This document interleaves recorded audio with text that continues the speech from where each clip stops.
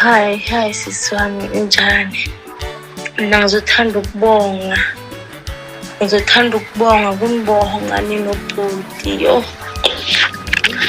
Phambi izolo or namhlanje kusene ngathi izolo ebusuku ngihlangana nevideo yenu ku TikTok nikhuluma nge-Rock Rose. Yes, nikhuluma ukuthi umuntu wesifazane makaphuma amanzi.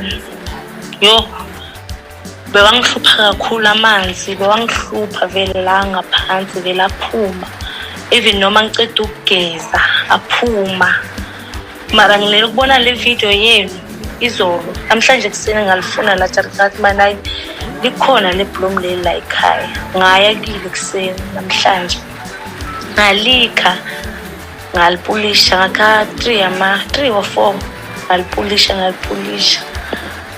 Ngahlafunya awa 1 hour nje ngiright.